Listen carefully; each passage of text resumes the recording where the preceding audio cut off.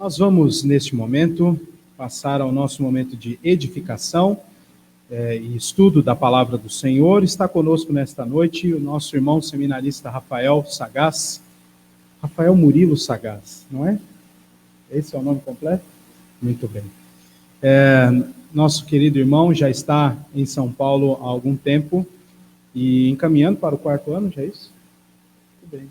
Ao final desse ano e no início do próximo será o último ano dele de curso. Passou rápido, né?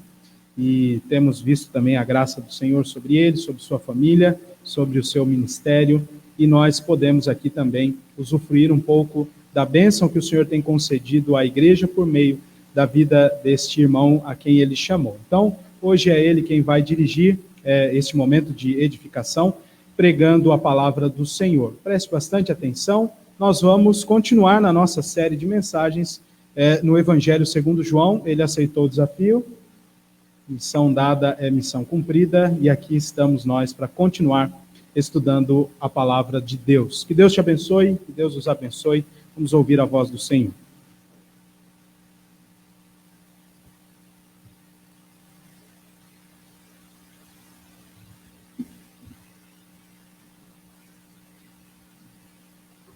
Meus irmãos, eu primeiro agradeço ao convite do pastor Felipe para trazer a palavra do Senhor a vocês, e mais uma vez me sinto bastante honrado com a tarefa que me foi dada. Como o pastor adiantou, nós prosseguiremos a sequência das pregações que vocês têm recebido. Então, abra a Bíblia no Evangelho segundo João, capítulo 6, a partir do versículo 22.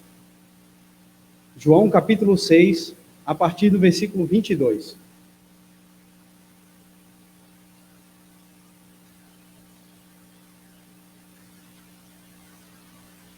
Diz assim a palavra do Senhor: No dia seguinte, a multidão que ficara do outro lado do mar notou que ali não havia senão um pequeno barco, e que Jesus não embarcara nele com seus discípulos, tendo estes partido sós. Entretanto, outros barquinhos chegaram de Tiberíades, perto do lugar onde comeram o pão, tendo o Senhor dado graças. Quando, pois, viu a multidão que Jesus não estava ali, nem os seus discípulos, tomaram os barcos e partiram para Cafarnaum à sua procura. E tendo-o encontrado no outro lado do mar, lhe perguntaram: Mestre, quando chegaste aqui? Respondeu-lhes Jesus: em verdade vos digo, vós me procurais não porque vistes sinais, mas porque comestes dos pães e vos fartastes. Trabalhai não pela comida que perece, mas pela que subsiste para a vida eterna, a qual o Filho do Homem vos dará, porque Deus o Pai o confirmou com seu selo. Dirigiram-se, pois, a ele, perguntando: que faremos para realizar as obras de Deus?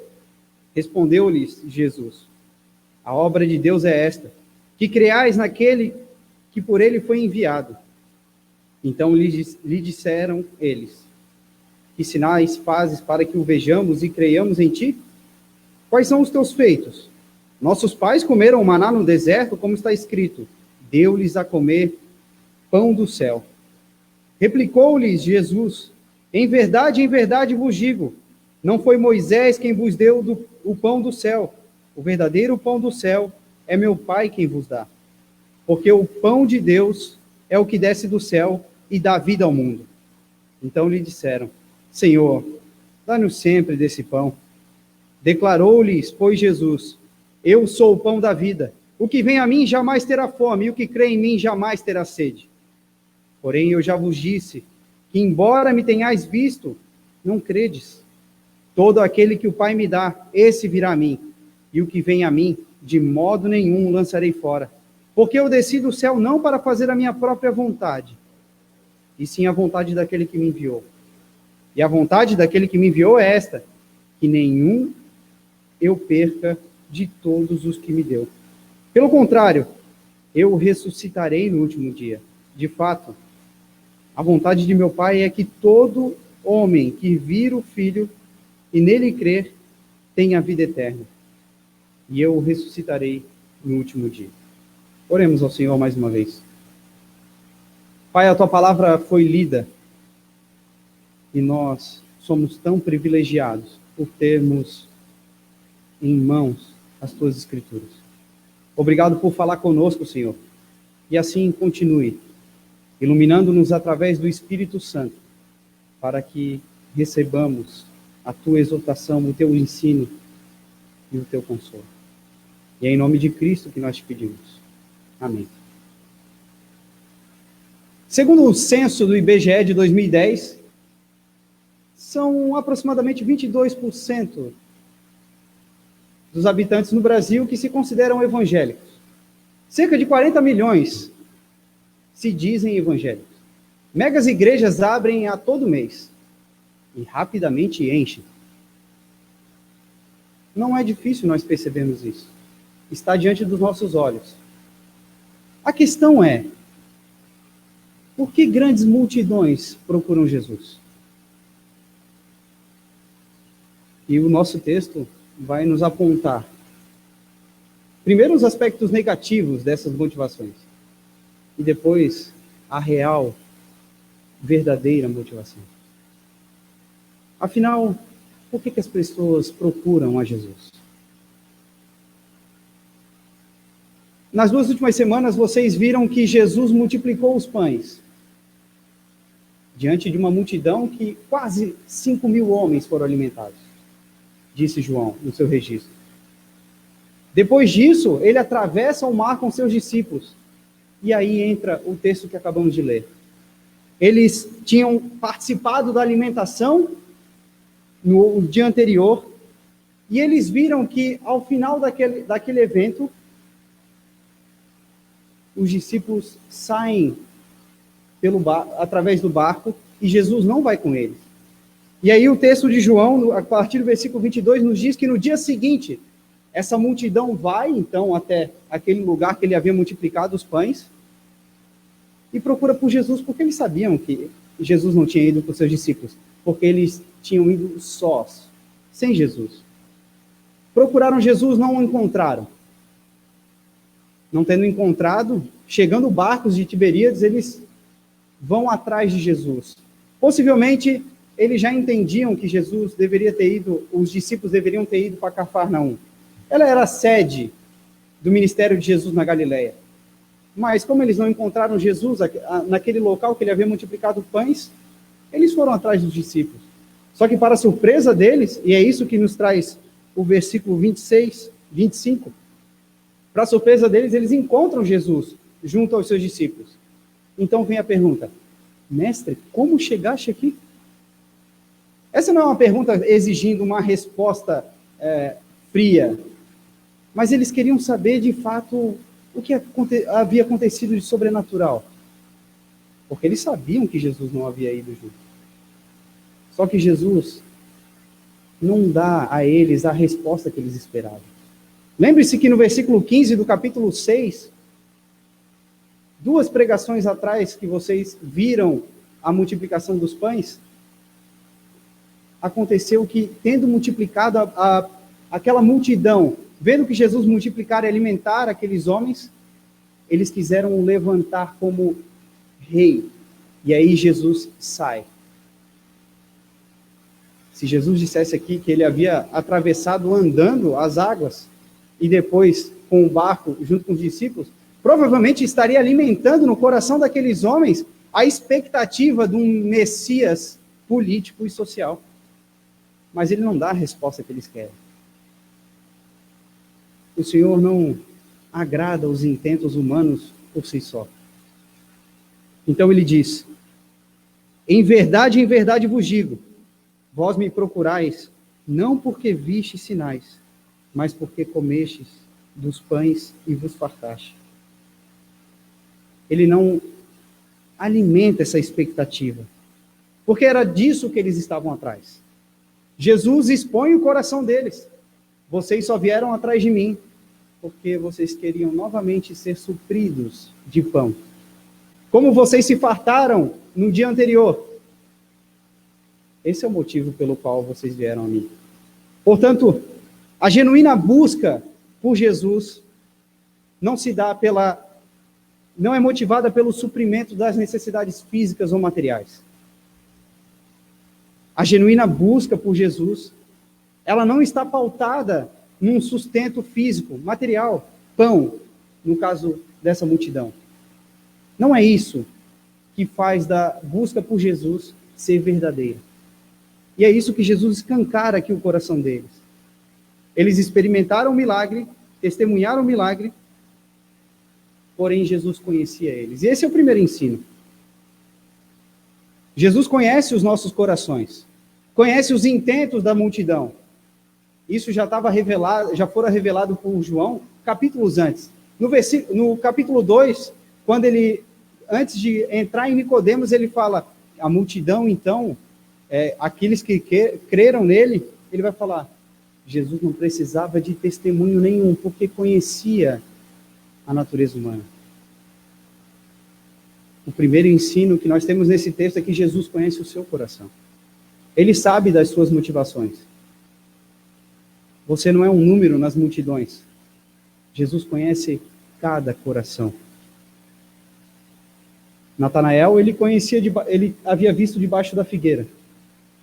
A mulher adúltera, ele sabia dos maridos que não eram dela. E a multidão estava só atrás de pão.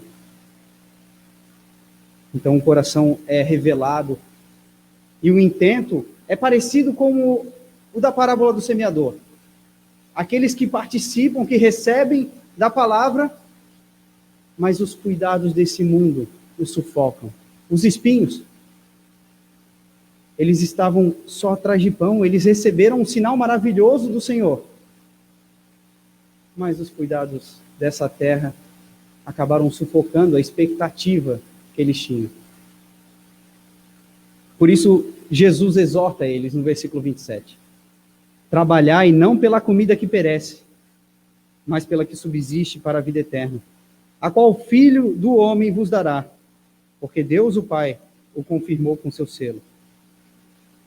A ordem dada aqui por Jesus não para incentivar uma ociosidade. Está vendo? Ó, Jesus está dizendo para não trabalhar por aquilo que perece. Então, a gente vai ficar mais relaxado nessa pandemia.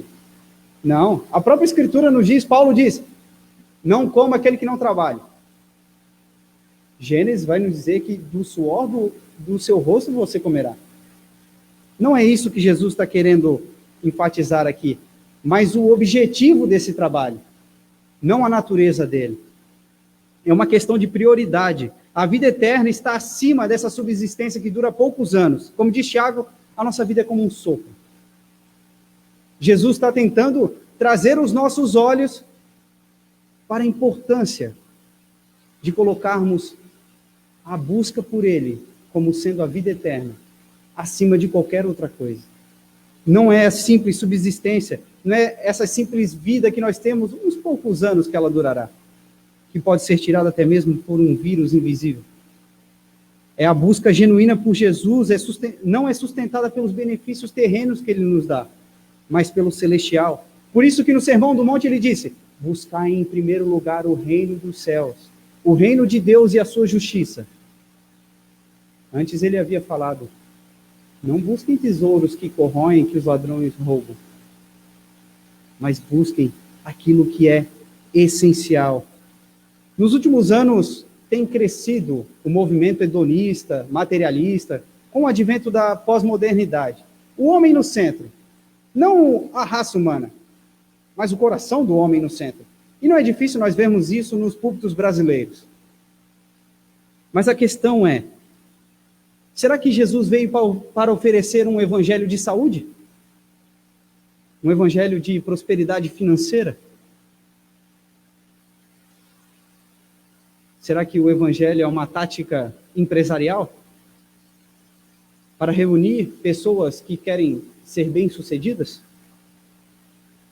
Alguns apresentam Deus como apenas um fornecedor de bênçãos terrenas, de bênçãos secundárias.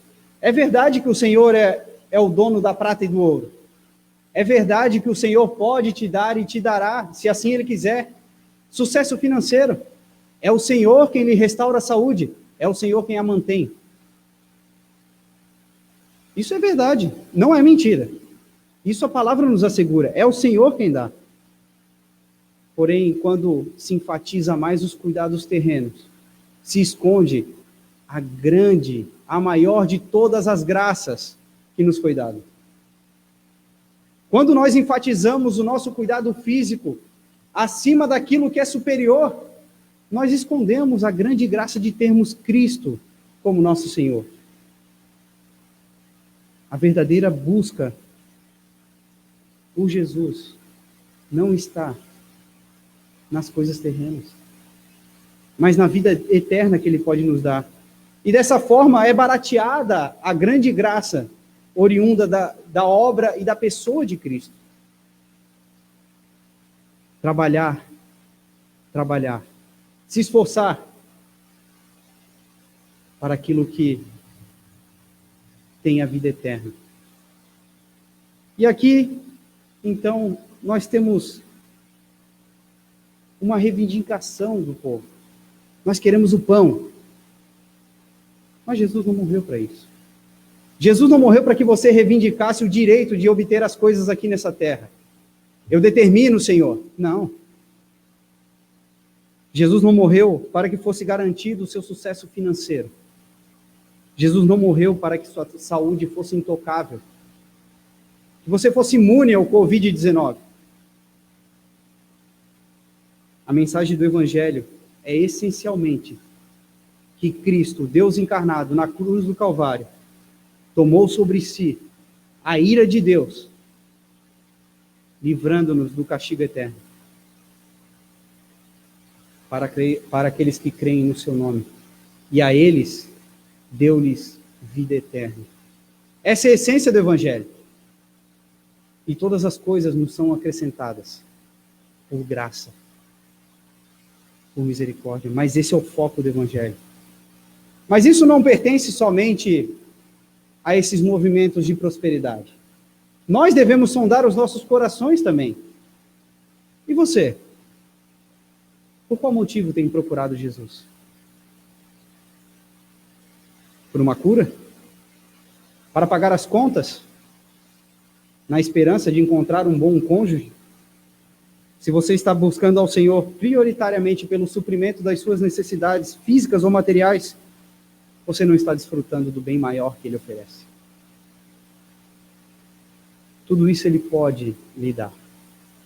Tudo isso Ele tem lhe dado. Ele tem lhe dado o pão. Ele tem lhe dado o sustento.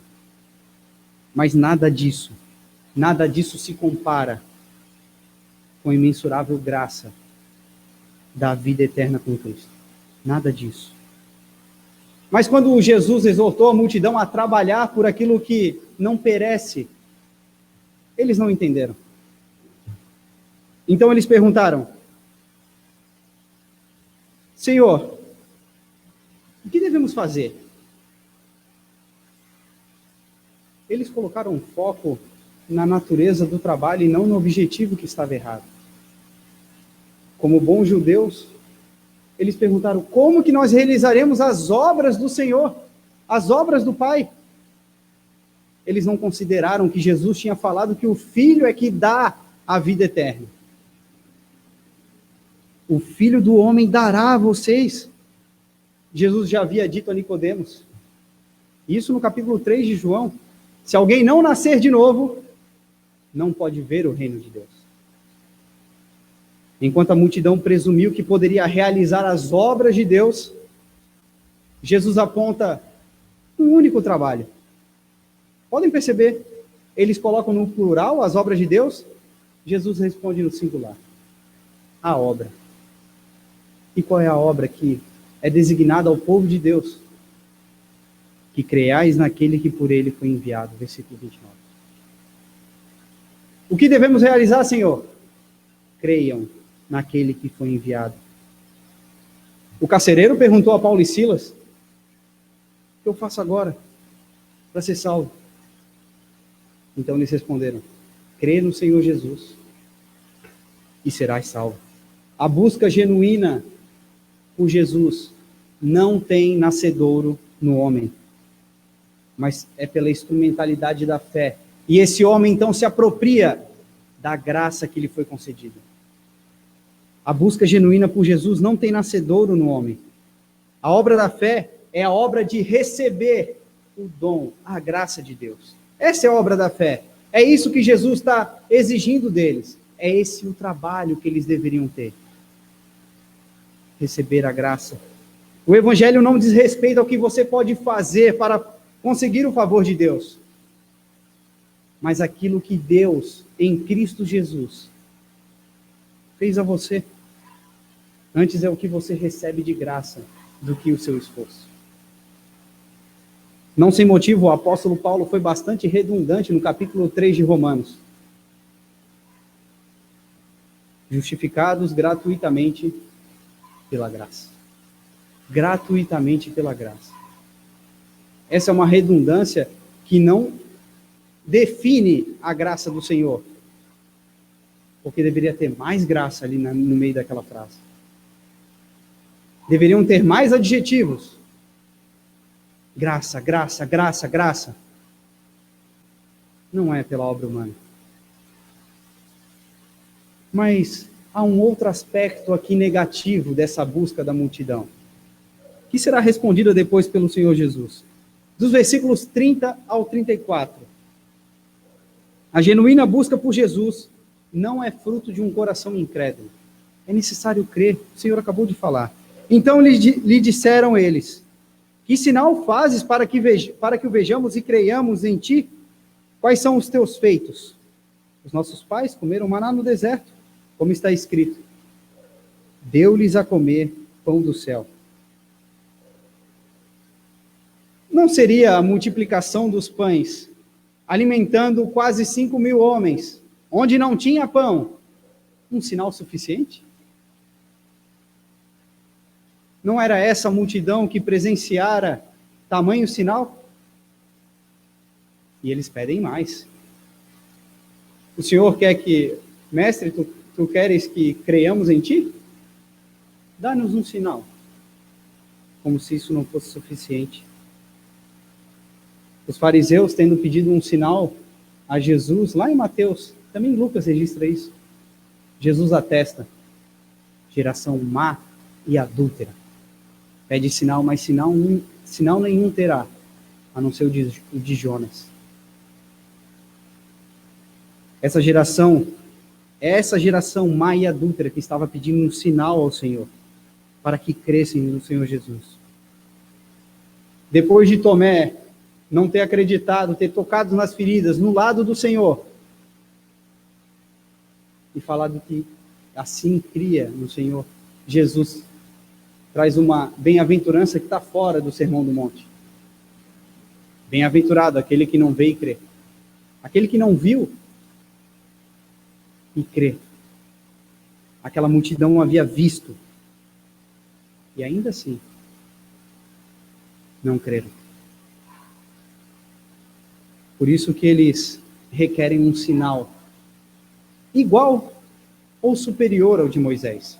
Por isso que eles falaram: nossos pais comeram maná no deserto. E aí citam o Salmo 78. Deu-lhes a comer o pão do céu. Moisés deu ao povo de Israel comer do pão do céu.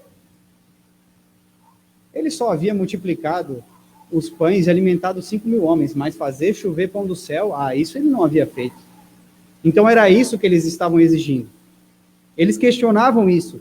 É superior a Moisés? Basicamente a primeira reação da mulher samaritana. Se vocês lembrarem bem no capítulo 4, quando Jesus falou assim: se tu souberes quem lhe pede de beber, tu lhe pedirias, ele te daria água viva.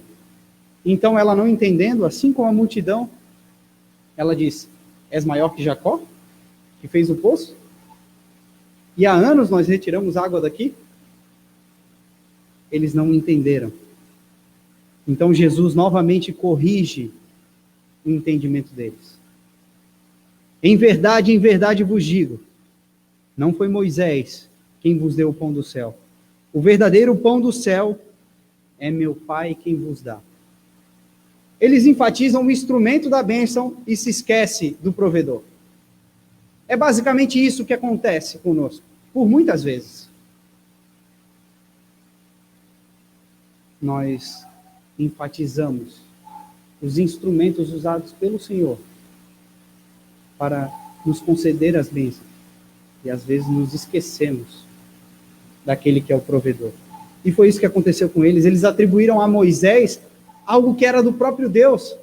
O Senhor deu a eles o maná no deserto. Foi o próprio Deus. Ainda que Moisés tenha sido um instrumento. Aliás, o registro de João, neste capítulo, aponta para nós, leitores, e também o primeiro leitor lá do primeiro século deste evangelho, que os feitos de Moisés e a própria pessoa de Moisés apontavam para aquele que estava diante deles, aquele que havia multiplicado os pães. Se você voltar um pouquinho no capítulo 5 da sua Bíblia, versículo 29, Jesus confronta os fariseus e diz: examinais, pois, as Escrituras, porque julgais que nela está a vida eterna. Elas testificam de mim. E no versículo 45 e 46, ele diz: não penseis que eu vos acusarei perante o Pai. Quem vos acusa é Moisés, e em quem tens firmado a vossa confiança. Porque se de fato cresceis em Moisés, também creríeis em mim, porquanto ele escreveu a meu respeito. É interessante o capítulo 6 de João, a quantidade de sinais que apontam de Moisés para Jesus. Versículo 3 do capítulo 6, Jesus subiu ao monte. Moisés, capítulo 3 de Êxodo, subiu ao Horebe, recebendo a revelação da sarça. Versículo 4 do capítulo 6, era a Páscoa. Moisés, capítulo 12 de Êxodo, a Páscoa. Jesus e os discípulos cruzam o mar. Versículos 16 a 21. Moisés e o povo de Israel cruzam o mar vermelho. Capítulo 14. Jesus diz a eles, durante a tempestade: não temas. Moisés, antes de cruzar o mar, falou ao povo: não temas. Não temais. Vede o livramento que o Senhor fará. A multiplicação dos pães, também foi multiplicado o maná, foi dado o maná no deserto. O que João quer que nos atentemos, e queria que os primeiros leitores se atentassem, é que Moisés apontava para Jesus. Enquanto a multidão enaltecia Moisés, eles estavam diante do antitipo, aquele que era anterior a Moisés e superior a ele. Enquanto Moisés deu o maná verdadeiro estava diante deles. E aqui é uma mudança verbal muito interessante, porque Jesus diz: Moisés deu o maná a vocês, e o Pai está dando. Eu estou na frente de vocês. E às vezes a igreja de Cristo coloca os sinais, o suprimento terreno, acima do maior alimento que nós temos, que é o próprio Jesus. E é por isso que o apóstolo Paulo, referindo-se à pregação do Evangelho, retrata um coração incrédulo. Ele diz: judeus pedem sinais e gregos sabedoria, mas nós pregamos a Jesus crucificado na cruz. Essa é a essência do Evangelho. O que você procura em Jesus? Sinais. Sinais. Queremos ver cura. Mas Jesus diz que o pão de Deus é o que desce do céu e dá vida ao mundo. No capítulo 3, já havia dito que ninguém subiu ao céu senão aquele que desceu. Quem desceu é o pão, é o próprio Jesus. Enquanto o maná alimentou apenas o povo de Israel, Jesus está dizendo que o pão verdadeiro, o pão que desceu do céu, alimenta o mundo. É aquilo que João 3,16 nos diz. O Filho de Deus veio por amor a este mundo, para salvar aquele que crê. É o que desce do céu. Eles não compreenderam que se tratava de Jesus. O coração incrédulo deles não permitiu que eles enxergassem o que estava diante dos olhos deles. E nós não podemos estar com os olhos tapados para isso, meus irmãos. sinais não são suficientes. A cura não é o limite. O sustento não é o fim, mas é a Cristo que nós buscamos. É o pão do céu. É dele que nós queremos nos alimentar. Por isso eles fazem um pedido ainda pautado. Essa multidão fez um pedido pautado ainda no suprimento físico. Quando eles dizem, Senhor, dá-nos sempre desse pão. Mais uma vez lembremos da mulher samaritana.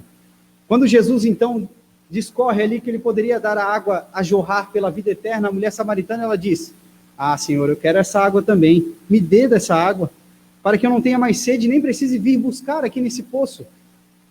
São maneiras similares que a mulher samaritana, no primeiro momento, e a multidão, agora, faz esse pedido ao Senhor. É a visão inicial da mulher samaritana que depois é corrigida pelo próprio Senhor. Muitos têm recebido sinais. Muitos têm visto ações miraculosas, ainda nos nossos dias. Recebido curas, sendo promovido nos seus empregos de maneira inexplicável. Você e eu recebemos sinais todos os dias. Quando você abre o seu olho, acorda.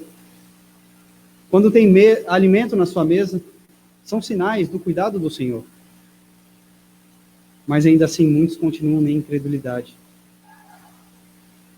Por vezes, se não há sinais explícitos em nossas vidas, nós questionamos a presença do Senhor ou a ação do Senhor.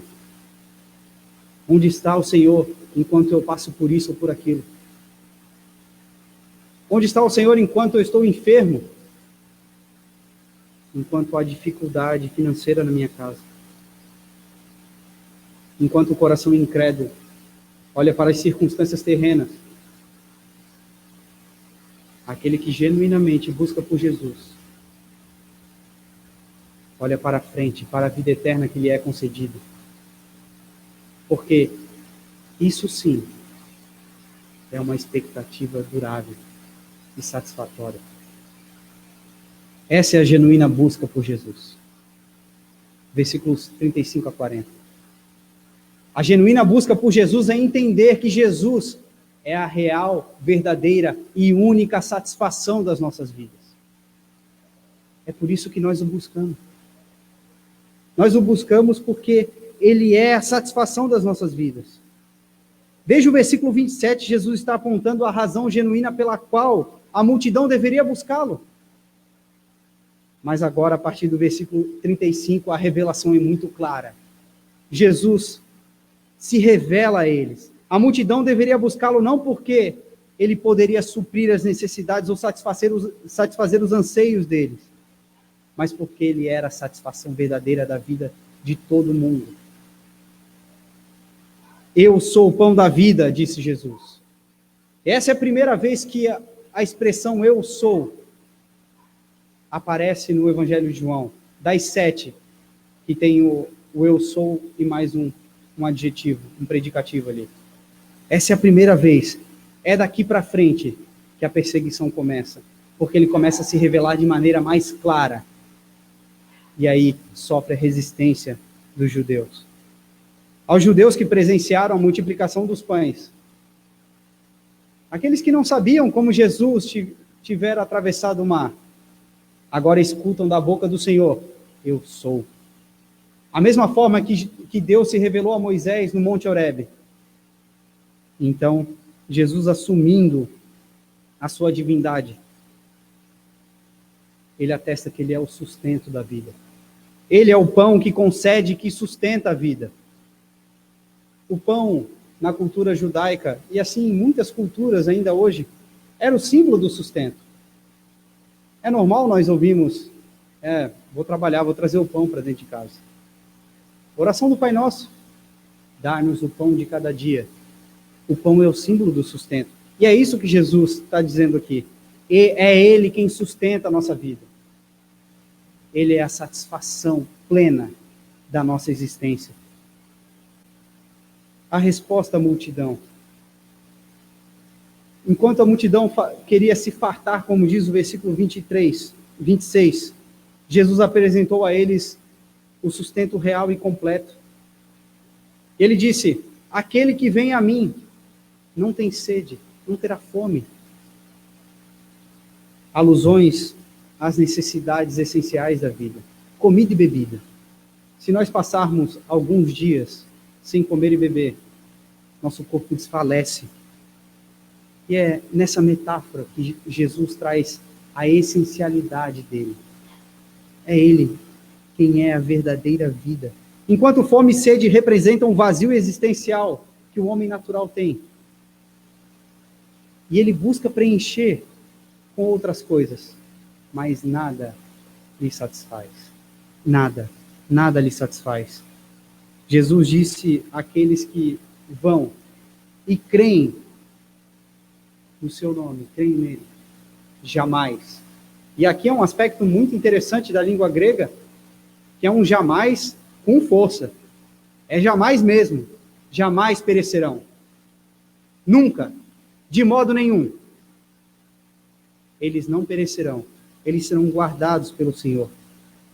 Estava diante daqueles homens aquilo que nós lemos na liturgia. O que estava prometido pelo profeta Isaías.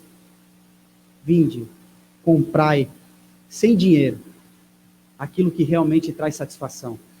Vós não tereis mais sede, não tereis mais fome. Buscai o Senhor. Estava diante da multidão, está diante de nós, está diante de você aí em casa. Busquem o Senhor enquanto se pode achar. Essa é a genuína busca. A satisfação plena da nossa vida é Jesus. Jesus sacia definitivamente a fome e a sede do homem. Ele é o pão da vida.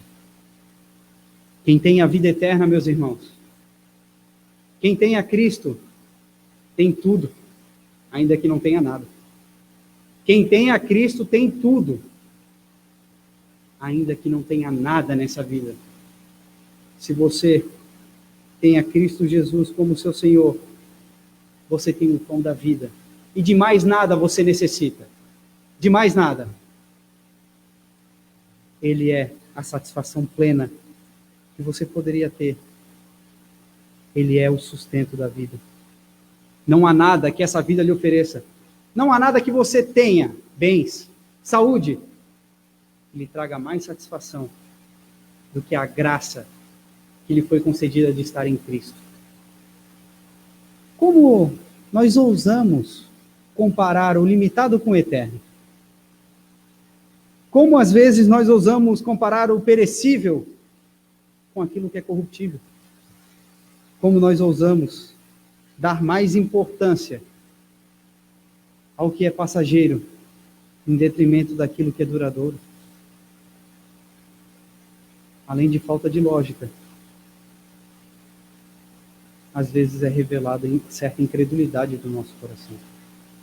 Se nós temos o maior bem, por que nós nos seduzimos por coisas tão fúteis? Mas Jesus é aquele que sacia o homem, mas também é aquele que é dado somente aos escolhidos, aqueles que o Pai lhe deu. Antes, quando a multidão pediu um sinal para que cresça em Jesus, agora Jesus assegura que veio para um povo exclusivo. É um povo que crê nele. E nem mesmo os milagres são suficientes para despertar a fé num coração incrédulo. Nós vimos isso anteriormente. Pois aqueles que creem são os que o Pai deu. Aqueles que creem em Jesus foram dados pelo Pai. Não é a sua capacidade cognitiva, não é a sua inteligência, a sua capacidade de percepção, nem mesmo a sua sensibilidade espiritual. Não é isso. Não é isso que lhe faz buscar genuinamente a Jesus. Você pode experimentar uma cura, você pode ser intensamente agraciado financeiramente, mas o que lhe faz buscar Jesus como uma fonte verdadeira de satisfação da sua vida é o fato de você ter nascido de novo, de você ter o Espírito de Deus novamente. É graça. é uma nova vida, é um novo homem. É esse que busca Jesus. É pela graça. O vento sopra onde quer, disse Jesus a Nicodemos. Aliás, os que não creem de modo algum podem frustrar os planos do Senhor. Todo aquele que o Pai me dá, esse virá a mim, e o que vem a mim, de modo nenhum o lançarei fora. A multidão tinha vindo atrás de Jesus. Ah, mas agora eles não creram. Ah, então frustrou a obra de Cristo. Aqueles que o Pai dá, certamente virão ao Senhor. Certamente, aquele que o Pai concedeu ao Filho, esse virá. E de modo nenhum ele jogará fora, lançará fora. E aqui é interessante que, trazendo uma negativa, Jesus traz a excelência do aspecto positivo. O que eu quero dizer com isso? Quando ele diz, de modo nenhum lançarei fora, Jesus está dizendo, eu preservarei certamente. Eu preservarei certamente. Mas talvez você ou alguém aí em casa pode se questionar. Ou se questione, e se eu não for eleito? E se não for aquele que o Pai deu? Eu trago uma breve ilustração do que aconteceu comigo ano passado. Uma senhora me perguntou, numa conversa que nós estávamos tendo, tá, e se eu não for eleita? E então eu respondi para ela, e daí? O que importa se a senhora não for eleita? Por que a senhora está se preocupando com isso? A cara de espanto dela foi mais ou menos a de vocês aqui. Ela falou, como assim? Claro que eu devo me preocupar. Se trata da salvação.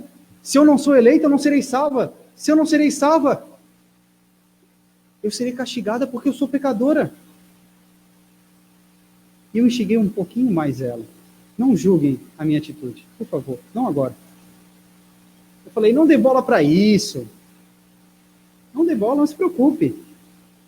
Ela já um tanto injuriada comigo. Como assim? Você é um seminarista? Está falando para eu não dar bola para isso. Eu aqui preocupada se eu sou eleita. Então eu aliviei o coração dela. Senhora, qual a preocupação genuína que a senhora tem de agradar ao Senhor, de buscar a Cristo? Eu arrisco. Arrisco não. É muito provável que a senhora seja uma eleita. A senhora tem buscado o Senhor genuinamente. E a sua preocupação é agradar a Deus. É servir a Cristo. A senhora demonstrou aquilo que a multidão não demonstrara.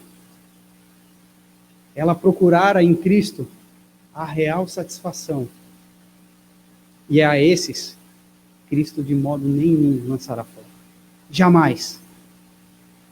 Pelo contrário, ele preservará. E por que Cristo, de modo algum, lançará fora ela? João explica. Através das palavras de Jesus. Porque eu desci do céu não para fazer a minha vontade, e sim a vontade daquele que me enviou. Versículo 38. Essa é a essência do ministério de Jesus. Fazer a vontade daquele que o enviou. João foca muito nisso durante o Evangelho. E vocês passaram por essas passagens que enfatizaram isso. Porque não procuro a minha própria vontade, e sim a daquele que me enviou. João 5,30. A minha comida consiste em fazer a vontade daquele que me enviou e fazer a sua obra. João 4,34. Mas ao final, no Getsêmani, Jesus vai falar que não seja feita a minha vontade, mas a tua. É a vontade do Pai que Jesus cumpre. Ele é o pão da vida que assegura a vida eterna. Versículos 39 ao 40. Esse pão que traz satisfação verdadeira e genuína à nossa alma. Ele assegura a preciosidade da herança que nós temos, a vida eterna. Enquanto o maná alimentou o povo de Israel por alguns anos, o pão da vida alimenta o povo de Deus pela eternidade. Quantos anos durou o maná? 39? 38? 40? No máximo.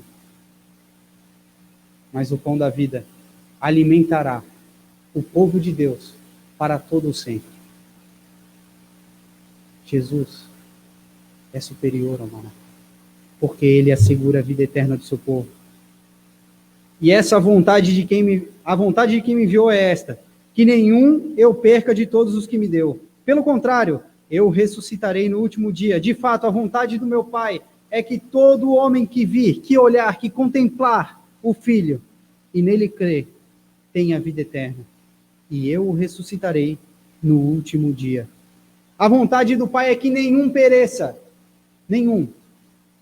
A ovelha pode estar machucada, estar perdida, mas o bom pastor vai e resgata, coloca nos seus ombros e traz de volta o aprisco. Nenhum se perderá, nenhum. E essa é a segurança que nós temos, meus irmãos. Essa é a preservação e a perseverança dos santos. É a responsabilidade humana sob a soberania divina. Perseverem, porque Deus os preservará. Vocês já têm a vida eterna. Busquem o Senhor, creiam nele. Isso não é uma expectativa provável, não. Não é uma mera probabilidade. Talvez vocês tenham a vida eterna. Não, é certo. É aquilo que Paulo diz. Estou plenamente certo de que aquele que começou a boa obra há de completá-la. Essa é a nossa segurança. Esse é o alimento que nós buscamos. É essa segurança que nós temos. Mas há também a responsabilidade que foi nos dado na liturgia por Isaías: buscai o Senhor. No versículo 27, pelo próprio Jesus: trabalhai. O Pai deu, o homem vem e crê no Filho. Essa é a dinâmica da salvação. Tendo em vista que a sua vinda e que a sua fé é dom de Deus, é graça. Há necessidade de crer.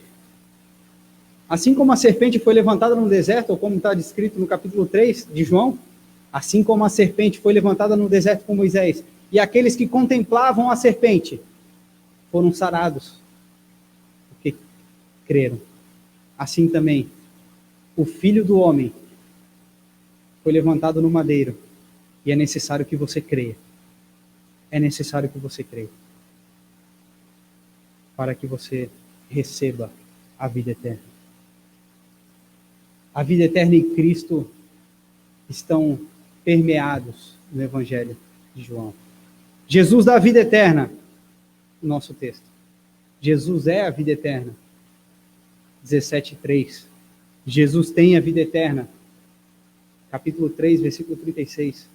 Suas palavras são a vida eterna. Vocês verão nos próximos domingos. 6:68. A preservação prometida por Cristo tem o seu fundamento na certeza da ressurreição no último dia. No último dia, eu ressuscitarei. A certeza da vida eterna é carimbada com a ressurreição do nosso Senhor, que aponta para a nossa no último dia. Paulo coloca essa ressurreição como alicerce da fé. Se Cristo não ressurgiu, e também nós não ressuscitaremos, é vã a nossa fé.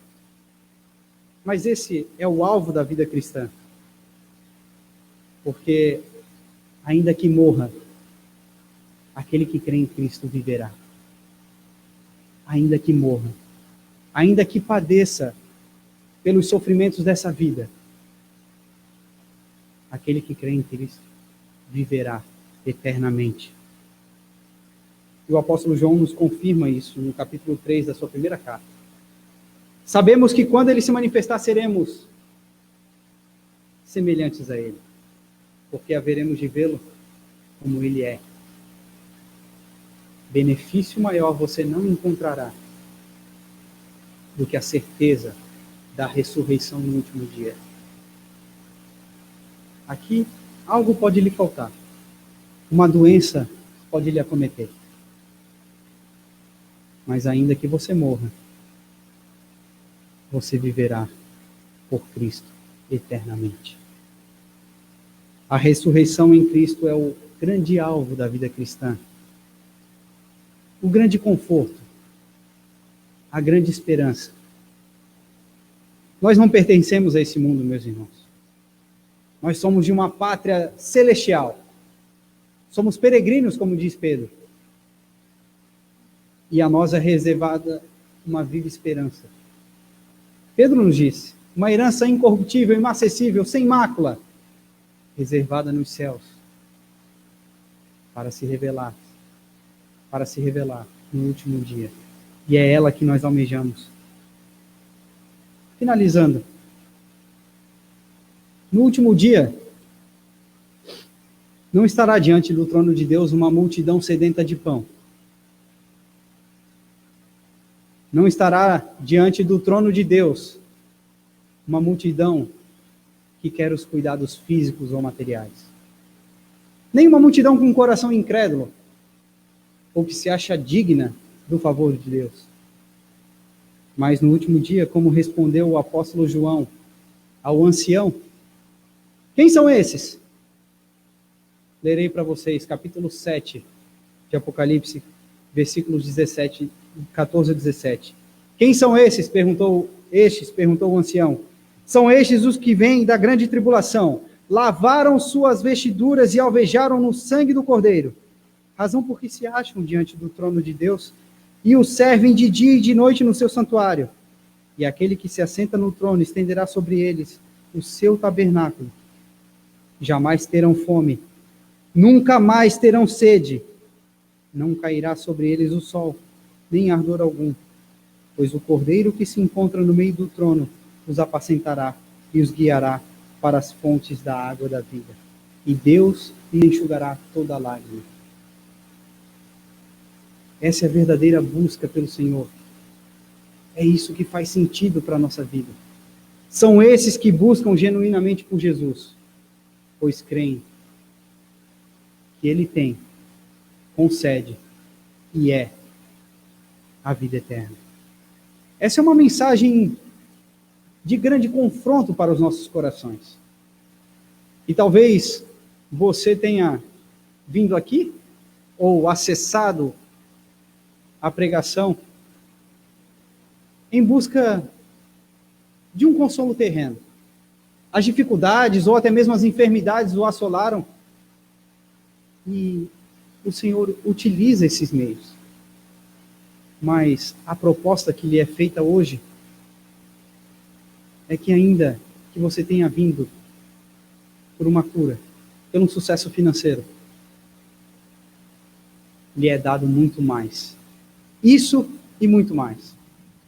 Lhe é oferecido a vida eterna por meio de Cristo. Portanto, creia. Na semana que vem, vocês verão que não foi boa a reação dessa multidão. Versículo 41 já começa com uma murmuração, descreditando o pão da vida. Se você veio atrás de cuidados terrenos e lhe foi oferecido a vida eterna, creia no Senhor. Essa mensagem é de confronto, mas é também de grande conforto para as nossas vidas. Nós temos a segurança de que não é aquilo que nós fazemos, mas é aquilo que Deus faz por nós. E que Jesus é a grande satisfação das nossas vidas. Eu espero que, ao contrário da multidão, você esteja aqui semana que vem, sedento por Jesus, buscando Ele como a verdadeira e única satisfação da sua alma. Vamos orar ao Senhor.